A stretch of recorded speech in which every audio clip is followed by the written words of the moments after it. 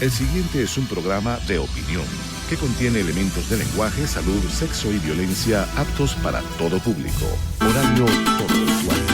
El Circuito Radial Tiuna, la voz de la Fuerza Armada Nacional Bolivariana, presenta Programa Especial. Chávez vive, independencia y patria socialista. Muy buenas tardes, distinguida audiencia.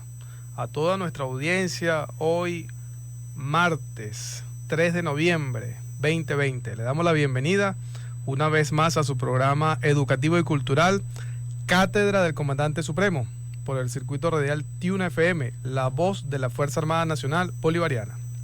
Espacio dedicado a fortalecer y promover el carácter crítico y reflexivo mediante una práctica pedagógica emancipadora y liberadora, revolucionaria y constructiva, desde la relación dialéctica signada por el pensamiento del comandante supremo de la Revolución Bolivariana, Hugo Rafael Chávez Frías. Hoy martes 3 de noviembre estaremos trabajando en la dirección ejecutiva el coronel Jorge Eliezer Mantilla Mijares, que le enviamos un cordial saludo, tal escucha. En el control técnico tenemos a la sargento mayor de tercera, Nardillibé Díaz Estupiñán, y también tenemos a Jenny Vanessa Montilla. Saludos. Y quien tiene el honor de hablarles, Juan Ángel Guzmán, coronel del Ejército Bolivariano, certificado de locución 55.500. Los invitamos a participar en nuestro programa a través de nuestras redes sociales, por Radio Tiuna, por nuestras redes sociales de la Sociedad Bolivariana. También pueden comunicarse con nosotros a través del 0426-320-1998, que es el teléfono del Tiuna Móvil. En los medios personales 0414-339-3136. Igualmente, la etiqueta del día de hoy, vamos a hacer honor a nuestro Viceministerio de Educación para la Defensa. Numeral Excelencia Educativa Militar. Bueno, dentro de las efemérides, tal día como hoy, pero en 1942, se emite la primera cédula de identidad laminada, número 00001, al general Isaías Medina Angarita. Hoy el programa promete, tenemos algunos oyentes a nivel nacional. Vamos a aprovechar de hablar del Circuito Radial Tiuna FM, la voz de la Fuerza Armada Nacional Bolivariana, en la Gran Caracas a través del 101.9 FM, Amazonas, Puerto Ayacucho, 94.3 FM, Apure, Guasdualito, 104.9 FM, El Orza, 101.3 FM, Barinas, 93.5 FM, Lara, Barquisimeto, 88.5 FM, Nueva Esparta, Por la Mar, 91.1 FM, Táchira, San Telmo, 90.7 FM, Rubio, 102.7 FM, Ureña, 93.7 FM, Zulia, Paraguaypoa, 103.7 FM, Guarero, 98.1 FM, Casigualcubo, 94.9 FM. Igualmente nos puede sintonizar a través del canal 109 de CanTV satelital, por nuestras señales de streaming www.tiunafm.com.be. De igual manera, bueno, estamos usando todas las redes posibles que tengamos. Aquí también tenemos de invitado al mayor Clevi Aquino, que maneja nuestras redes sociales y está aquí atento para subir a YouTube, a Instagram y todas las demás. Mariana, por aquí ya estamos reportando sintonía. Nos informan que de Barinas no hay señal, no llega la señal, no está saliendo la señal de streaming. Dice un refrán que dice, Bolívar dijo allá en 1813, luego del terremoto de Caracas, y si la naturaleza se opone, lucharemos contra ella y haremos que nos obedezca. Bueno, un saludo cordial a todos nuestros oyentes, especialmente a quienes se encuentran realizando nuestros cursos virtuales, que una gran mayoría está a la escucha del día de hoy. Para los oyentes que no conocen sobre nuestros cursos virtuales, tenemos un curso virtual que dura 32 horas académicas. El primer curso es el curso del Libertador, padre de la patria, Simón Bolívar. Igualmente tenemos el curso Cátedra del Comandante Supremo de la Revolución Bolivariana, que es un requisito obligatorio para el personal militar para que ascienda. Y también tenemos el curso del General del Pueblo Soberano, Ezequiel Zamora. Bien, les decía que hoy vamos a hablar sobre la guerra híbrida. pero deberíamos desglosar un poco al inicio, ¿no? Hablar de guerra podría llevarse más que nuestras 2 horas académicas. Sin embargo, no pretendemos hablar 2 horas completas, sino vamos a alternarlos con algunos videos del comandante, algunos audios en este caso. Para nosotros son videos y para ustedes serán audios. Sin embargo, a través de las redes sociales podrán visualizar mencionados videos. Bien, la guerra es tan longeva como la historia de la civilización misma. Y podemos hablar de Sun Tzu, 500 años antes de Cristo, que expresó que conoce a tu enemigo como a ti mismo. Yo le agrego, utiliza sus mismas armas. Y es por ello que estamos hoy, el día de acá, a través de nuestra emisora del circuito radial Tuna FM, la voz de la Fuerza Armada Nacional Bolivariana, transmitiendo igualmente a través de las diferentes redes sociales, a través de internet, que estamos trabajando para ello, Dios mediante. Y si no, bueno, el programa está siendo grabado para pasarlo a posteriori, quien así desee escucharlo. Bueno, decía que Sun Tzu, 500 años antes de Cristo, dijo que había que conocer al enemigo como a ti mismo. Podemos citar, yo les voy a recomendar algunos libros, de hecho, de lectura obligada. Uno de ellos, un general prusiano que nació 3 años antes que nuestro libertador y murió 1 año luego, por cierto, por casualidad. 1 año luego de la muerte de nuestro libertador. Es muy conocido, de hecho muchas personas conocen una frase que está en su libro, en inglés se llama On War, lo traducen de la guerra, y yo literalmente digo en guerra, sería la traducción del libro. Estamos hablando de Karl von Clausewitz. Karl von Clausewitz tiene varias definiciones allí de lo que es la guerra, de hecho. Una de los conceptos que yo más utilizo es que él expresa allí que la guerra es la continuación de la política por otros medios. Aprovecho la oportunidad que yo publico por mis redes sociales, el programa de la radio, que una persona llamó mi atención y me explicó que yo haciendo política, y bueno, es un momento importante que está viviendo Venezuela porque nos acercamos a unas elecciones parlamentarias. Yo no hago proselitismo político. Sin embargo, debo recordar, y un poco a la fecha, hablar un poco filosófico, como dice el amigo Miguel Ochoa, que siempre nos escucha. Platón decía que el hombre era un ser social por naturaleza. Y Aristóteles decía además que el hombre es un animal político. Es necesario entender y comprender, ¿verdad?, qué es la política. Debemos decir entonces que todos los seres humanos somos políticos, pero no todos hacemos proselitismo político. Específicamente los militares no hacemos proselitismo político, pero sí somos parte de la política. Platón, en su libro, uno de sus libros más interesantes, se llama La República. Entonces fíjense lo que decía Platón. Platón hablaba del estado ideal y él decía que se componía de 3 clases. La primera estructura, la estructura económica. Creo que tenemos un ruido por allí, está saliendo un ruido. La primera estructura era la estructura económica del Estado y reposaba sobre los comerciantes.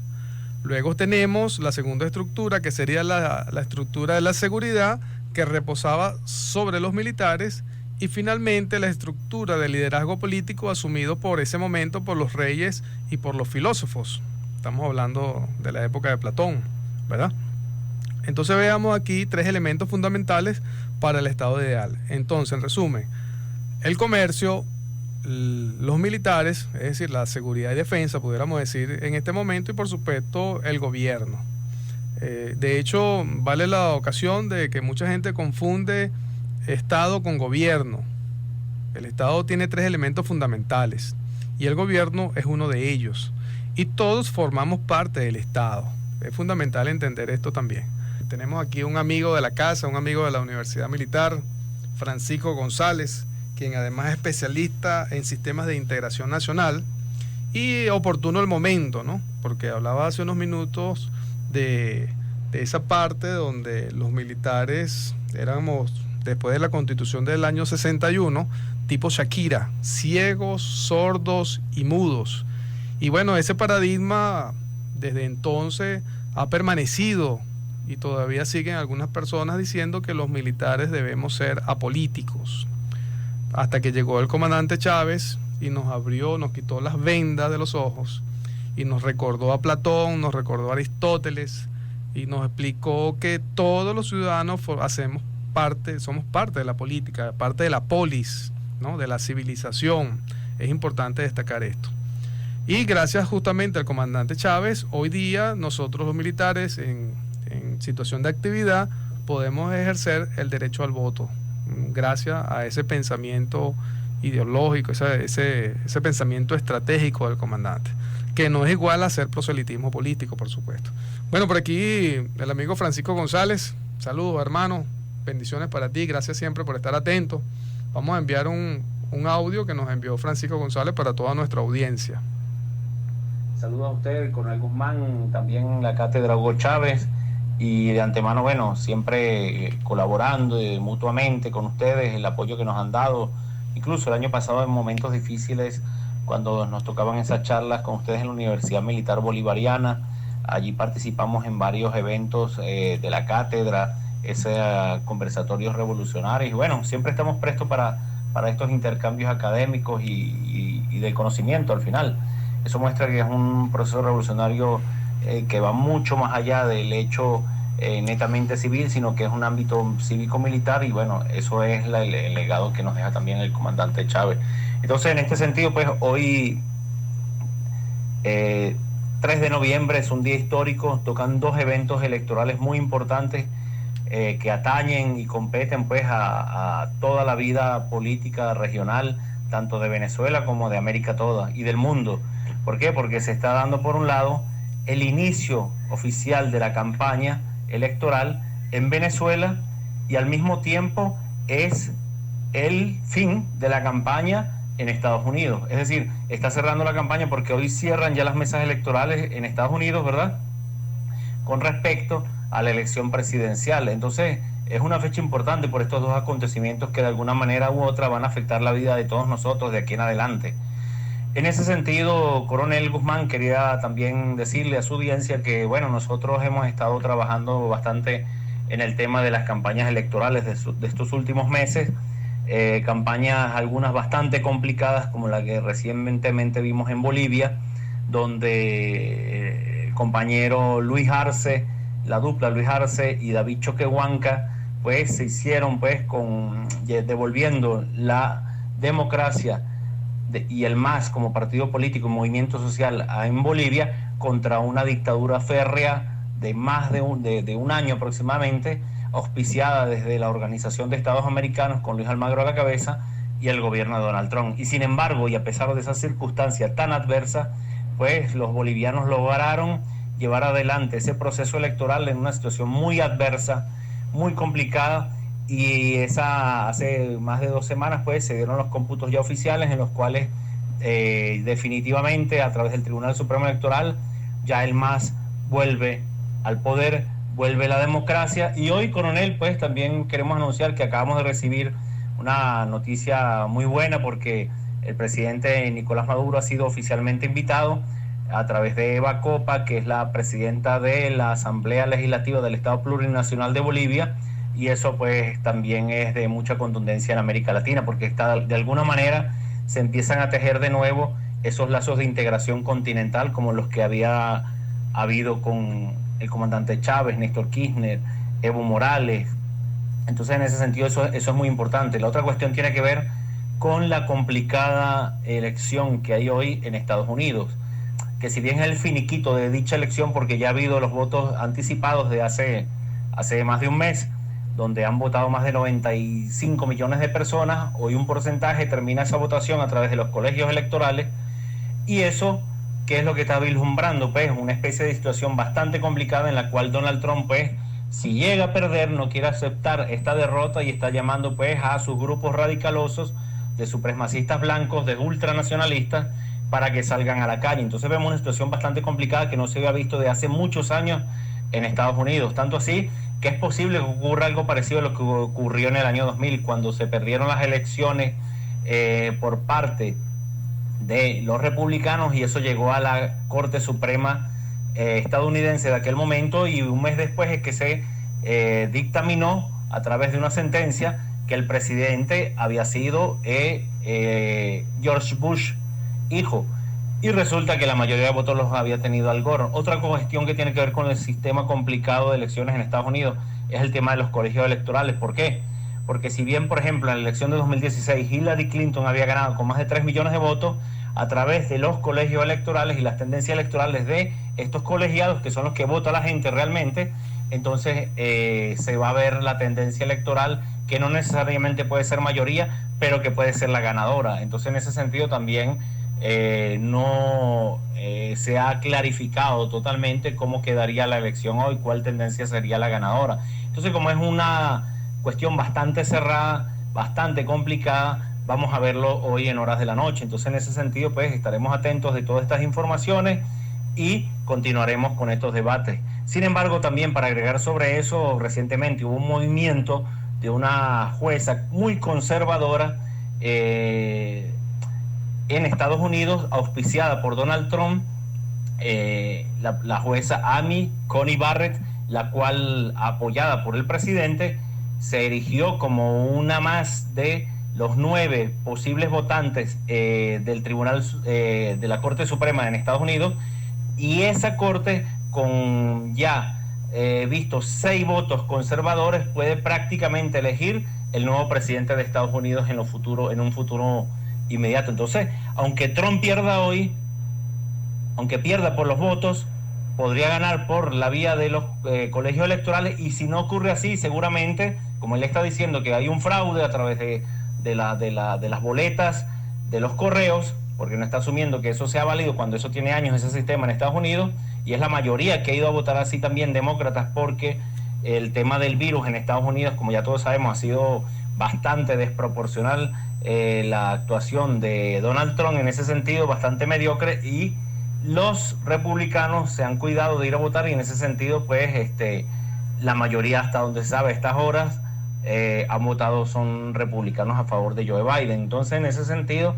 vemos una situación posiblemente complicada, que posiblemente la decida más adelante la Corte Suprema de Justicia en Estados Unidos, y que en ese momento, bueno, den a presidente a Donald Trump, lo cual traería un caos total. Entonces, en ese sentido va a ser una cuestión bastante complicada, pero bueno, nosotros seguimos aquí, tenemos que seguir trabajando por avanzar dentro de Venezuela, y en ese sentido, gracias por la invitación, coronel, y seguimos atentos a todo lo que pase en el transcurso del día de hoy. Muchas gracias a todos los usuarios y usuarias, y a la cátedra del comandante supremo Hugo Chávez. Bueno, gracias a ti, Francisco. Francisco González, especialista en sistemas de integración nacional, y además estudió en la Universidad de los Pueblos, en Rusia. Un saludo, Francisco, gracias por estar atento. ¿Y qué tiene que ver esto con la cátedra del comandante supremo? Pues muchísimo, pues todo. Lo decía el libertador Simón Bolívar en su discurso de Angostura: nos han dominado más por la ignorancia que por la fuerza, y por el vicio se nos ha degradado más que por la superstición. Además, no podemos estar aislados de lo que pasa en el mundo hoy día, donde la tecnología, y que es el tema de hoy además, la guerra híbrida, es necesario saber qué es lo que está pasando en el mundo. Fíjense como lo expresó Clausewitz en su libro En Guerra, o de la guerra, como lo traducen algunos. Él dice que la guerra es la continuación de la política por otros medios. Es decir, que los militares incluso tenemos que estar al tanto de todos los aconteceres políticos, no solamente a nivel nacional, sino también internacional, que no es lo mismo que hacer proselitismo, valga la redundancia y la necesidad de esto. Pero ¿a qué se debe esto? Bueno, esto es sencillo, fíjense, la élite, la burguesía, luego del derrocamiento del general Marcos Pérez Jiménez, que es una dictadura además bastante atípica, porque todavía se dice que es una dictadura, pero es una dictadura que tuvo grandes logros. Además, todavía hay hechos resaltantes. Yo particularmente asumo la responsabilidad en lo que digo, a pesar de que hubo, por supuesto, varias irregularidades. Es una dictadura totalmente típica. Yo no lo llamaría dictadura, de hecho, yo particularmente. Sería un cambio en la historia. Sí, bueno, hubo represión, pero es que en el de Leoni también hubo represión y nadie lo dice. Nadie, absolutamente nadie. Y en muchos otros gobiernos también ha habido represión y nadie lo dice. Pero el el de el general Marcos Pérez Jiménez, sí hubo represión. Bueno, es interesante analizar ahí. Fíjense, en ese pacto de punto fijo, las élites, que muchos habían estudiado en el exterior, sobre todo en Europa, ellos entendieron y comprendieron que los militares, a lo largo de la historia, no solamente en Venezuela, sino del mundo, eran protagonistas en el mundo de la política. Es por ello que a través de la Constitución del año 61 deciden que el militar debe ser apolítico y no deliberante. Así decía en la Constitución del año 61. Y es por ello que yo digo que nos convirtieron en tipo Shakira, ciegos, sordos y mudos. Entonces nos convierten en un ejército pretoriano que solo servía para cumplir órdenes. Importante saberlo porque todavía, hoy día, a pesar de que estamos hablando de 20 años de revolución, todavía hay algunas personas que creen que estamos en presencia de un ejército pretoriano. Pues no es así. El comandante Chávez dijo bien claro, necesito una fuerza armada que piense, que razone, que entienda, que esté apegado a la norma, es decir, en este caso a nuestra Carta Magna. Y en esa misma Carta Magna, en su preámbulo, nos dice que la intención de la Carta Magna es refundar la República. ¿Para qué? Para tener una sociedad democrática, participativa y protagónico. Yo siempre hago hincapié en esto. Fíjense bien, participativo y protagónico. Entonces, al no votar, dejamos de ser participativos y, por supuesto, también protagónicos. Bueno, pero nuestro tema del día de hoy es hablar de la guerra híbrida. Para hablar de la guerra híbrida, ya comenzamos a hablar un poco de la guerra. Vamos a escuchar un poco al cantante nuestro, el comandante supremo, cantando. Y regresamos, además que estamos sobre la media hora, ¿no, Nardi? Vamos a hablar de la guerra convencional, ¿verdad? En sus 3 etapas, o 3 generaciones, y luego vamos a hablar de la guerra convencional esperando que nos alcancen las 2 horas de programa. Bueno, seguimos con Clausewitz cuando son las 2:45 de la tarde. Digo con Clausewitz, bueno, porque la definición, hay muchos conceptos de guerra, ¿no? Y incluso dentro del libro de la guerra de Clausewitz hay varias definiciones de guerra. Sin embargo, la que más se adapta y la que seguimos aquí escuchando es la continuación de la política por otros medios. Digo esto porque a pesar de que iba ya en este momento a comenzar a hablar de la guerra convencional, por aquí tenemos un escrito que nos envía un fiel oyente, ¿ves? Un leal oyente, mejor dicho, porque hay que establecer diferencias entre una y otra palabra que son bastante significativas. Aquí tenemos al profesor en Geografía e Historia, especialista y magíster, además de fiel patriota de nuestra cátedra, el doctor José María Zurga. Y entonces nos dice así, leo, cito: una cosa es la política del ser humano, la cual es absoluta. Una parte de ella sería la política partidista. Es ahí cuando se puede hablar de proselitismo. Por supuesto, también puede ser proselitismo religioso, pero no es malo hacer proselitismo ideológico, teniendo como centro a Bolívar. Quien no esté de acuerdo o no es venezolano o no es patriota. Gracias, doctor. Usted siempre tan oportuno, tan pertinente con sus informaciones.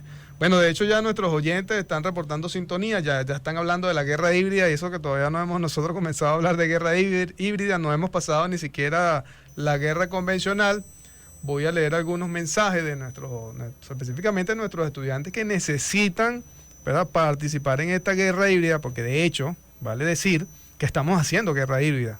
Vamos a entender cuál es el término de guerra híbrida, ¿no? Pero vamos a ver por qué. Bueno, les hablaba en principio de la guerra convencional. Sin embargo, muchísimo antes les decía que la guerra es tan antigua como las primeras civilizaciones. Sin embargo, cuando comenzamos a hablar de la movilización de ejércitos profesionales, es decir, a través de las formaciones estructuradas, comenzamos a hablar de la primera generación de la guerra, allí como tal. Entonces, es lo que hoy día muchos jugamos. Yo soy jugador del ajedrez. Esa mención de esa primera generación de la guerra a través de las formaciones estructuradas es lo que hoy día se conoce como el juego de ajedrez. Es decir, la infantería, la artillería, la caballería, la estrategia como un factor importante. Pero fíjense, en ese inicio, en esa primera generación, y también en la segunda y la tercera, a la cual voy a hablar muy brevemente, hay 3 elementos fundamentales. Esos elementos son la masa, es decir, en este caso los ejércitos, el poder de fuego, pudiera hablar de la tecnología, y la maniobra. Reitero, en la guerra convencional, que existen 3 generaciones, en las 3 generaciones los tres elementos son la masa, el poder de fuego y la maniobra. Incluso, aún en los ejércitos a nivel mundial, se sigue estudiando la guerra convencional. Yo soy muy crítico. Mi comandante Chávez decía que había que ser irreverentes en la discusión, pero leales en la acción. Y yo soy crítico porque aún en la gran mayoría de los ejércitos del mundo se sigue estudiando solamente la guerra convencional. Bueno, resulta que la guerra convencional finalizó en la Segunda Guerra Mundial. O sea, luego de finalizada la Segunda Guerra Mundial, finaliza la guerra convencional. Me adelanté. El doctor Zucker me habla de activa, retrospectiva. Bueno, la primera generación entonces son las formaciones estructuradas. La segunda generación se presenta ya con lo que conocemos como la Gran Guerra. Así se conoció al principio. Y que luego se le dio el nombre de la Primera Guerra Mundial. Allí entró la tecnología a jugar un papel protagonista. Gracias al poder aéreo estableció la diferencia. Entonces ahí también se habla de la mecanización y el poder del fuego. Segunda generación. Sigue estando la masa, el poder del fuego y la maniobra como elementos fundamentales en esta guerra convencional. Y finalmente, de esa guerra convencional hablamos de la tercera generación. Es cuando hablamos de la Segunda Guerra Mundial, donde la tecnología surgió enormemente y todavía hay algunas personas que le llaman conspiranoicos, yo me sumo allí, de cómo a través del gobierno, por ejemplo, de Adolfo Hitler, tenían una tecnología que todavía hay estudios que no pueden detectar cómo Hitler obtuvo tanta tecnología. Bueno, fíjense, derrocado Hitler con todos sus seguidores, hay un gran ganador, lamentablemente es así, los Estados Unidos de Norteamérica. Aunque finalmente en una guerra nadie gana y nadie pierde, esa es la realidad, porque aún ganando pierden, eso es necesario saberlo, o sea que la guerra es terrible, es sumamente terrible. Bueno, luego de esa Segunda Guerra Mundial comenzamos entonces a hablar de la guerra no convencional. Pero vamos a hablar de la guerra no convencional luego de seguir escuchando al comandante Chávez. Esta es una muestra de que estamos en vivo y además una muestra de que estamos hablando de guerra híbrida. Bueno, por aquí tenemos muchos de nuestros cursantes enviando audios, enviando videos, se las voy a hacer llegar para transmitirlo para las personas que no nos escuchan, que debieron habernos escuchado. Estamos grabándolo además, lo vamos a enviar a todas nuestras redes. Interesante. Vamos a colocar aquí un audio de uno de nuestros cursantes. Mi coronel, muy buenas tardes, excelente programación. Por acá le habla el teniente Morillo Wilmer Alexander, componente Guardia Nacional. Es un tema bastante complejo y extenso, mi coronel. Si se pudiese decir, pudiésemos dilucidar varios tipos de presentaciones, como viene la guerra híbrida. Téngase entendido que la guerra híbrida es un conflicto armado en el que se utilizan toda clase de medios y procedimientos, ya sea la fuerza convencional o cualquier otro medio irregular, como la insurgencia, mi coronel. Muy bien, hermano, muchas gracias por tu audio. Después lo paso completo, porque todavía no hemos llegado a hablar de guerra híbrida, a pesar de que estamos haciendo guerra híbrida. Decía antes de la cadena nacional, con información importante, que terminábamos, después de la Segunda Guerra Mundial, finaliza lo que se conoce como la guerra convencional, y comienza lo que se conoce además como la guerra no convencional. Y ahí, por supuesto, dependiendo de algunas variables significativas, se le da a la guerra otras denominaciones. Por ejemplo, el primer término usado fue la guerra híbrida. Perdón, me equivoqué, la guerra fría. Porque hay dos grandes potencias, y por ello además se habla en la historia de un mundo bipolar, el Estados Unidos de Norteamérica, el hegemón, el gran hegemón, y por supuesto para ese entonces la Unión Soviética. Dos polos. Por ello se habla de un mundo bipolar. Y comienza entonces en esa primera fase de la guerra no convencional un término llamado la guerra mediática, donde la propaganda fue el elemento. Fíjese, la propaganda desplazó la masa, el poder de fuego y la maniobra, que eran los elementos fundamentales en la guerra convencional. Pero además es necesario decir, porque mucha gente no tiene clara la diferencia entre lo que es una propaganda y una publicidad. La propaganda obedece a dos motivos principalmente. Yo hago propaganda cuando hablo de una ideología política o religiosa. Solamente se habla de propaganda en esas dos fases. Si usted va a hacer publicidad de algo que usted desea vender, algún artículo que usted desea vender, eso no es propaganda. Insisto, propaganda es cuando el tema es religioso o es político. Es por ello que la primera fase de esa Guerra Fría se trató del empleo de la propaganda. Y en la propaganda hablamos de tres tipos específicamente: las propagandas blancas, las propagandas grises y las propagandas negras. Ambas con igual fuerza de destrucción hacia el enemigo. Solo que en el caso, además del color, la propaganda blanca era una verdad que era utilizada para destruir al enemigo, mientras que las grises y las negras no se sabía ciencia cierta cuál era la fuente originaria, y tampoco se sabía si era cierta o no la información, pero por supuesto todas tenían la intención de destruir al enemigo del cual se hablaba.